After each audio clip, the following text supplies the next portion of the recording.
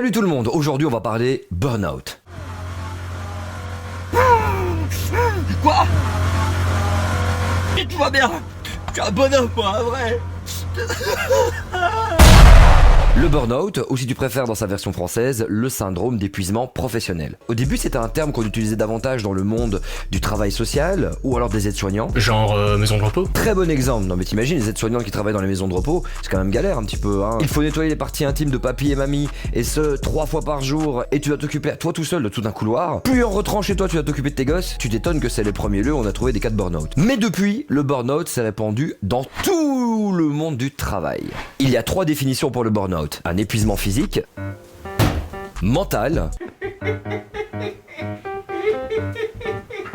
et aussi émotionnel. Le burn-out arrive à cause d'un stress chronique, au point où la personne ne parvient plus du tout à récupérer. Notamment à force d'encaisser des coups au travail, par ton patron, tes collègues, l'ambiance, le cadre, la charge de travail, jusqu'au manque de reconnaissance. Tout cela finit bien sûr par t'user. Et l'autre problème, c'est ton niveau d'énergie. Batterie faible, veuillez la recharger. L'énergie au travail, tu la puises dans les bonnes relations avec tes collègues, le fait de trouver un sens à ton travail, et surtout l'équilibre entre ta vie privée et ta vie professionnelle. Alors si ton patron est un gros relou, mais par contre que t'adores ton travail, que t'en ressens vraiment une vocation, eh ben il est évident que la balance va s'équilibrer. Si par contre tu n'aimes pas du tout ce que tu fais, ton patron est un gros relou et rien ne va plus, eh ben du coup tu balances complètement de l'autre côté, et là c'est très dangereux pour ta santé mentale, et tu peux finir en burn-out. Si le burn-out est bien traité, t'es de retour au boulot juste après 2 mois, à la différence de la dépression, qui elle prend beaucoup plus de temps. Mais attention, le burn-out peut t'amener à un moment donné aussi à la dépression. Et tous les deux peuvent carrément t'amener au suicide.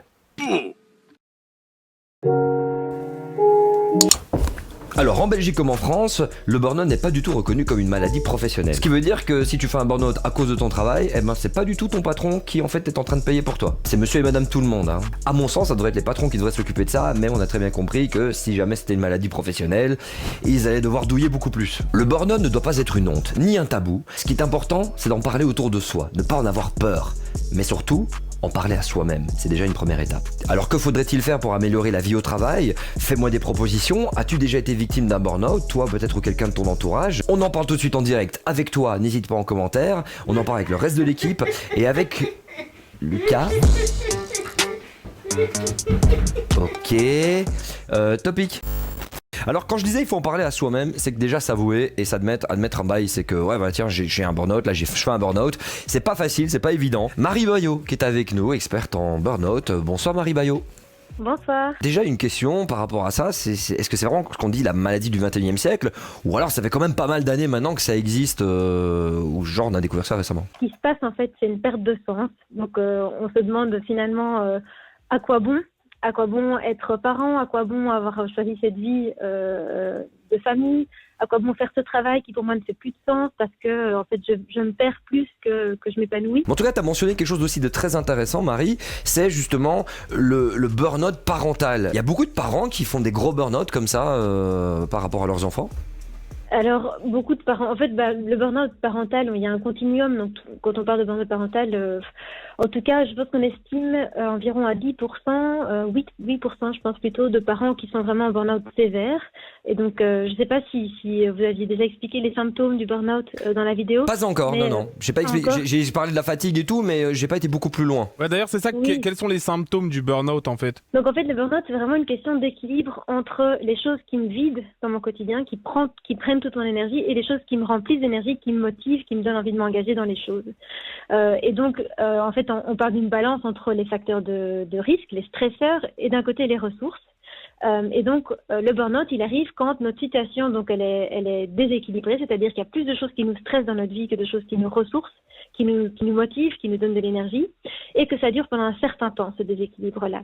Et ce qu'on voit apparaître petit à petit, eh bien, c'est d'abord évidemment l'épuisement, là vous l'aviez dit, la fatigue énorme. C'est vraiment cette sensation que la batterie est complètement plate, et on se sent littéralement vidé de l'intérieur. On n'a plus le courage d'assumer toutes les choses qu'on devrait faire, aller au travail, réfléchir au repas du soir, mais à préparer.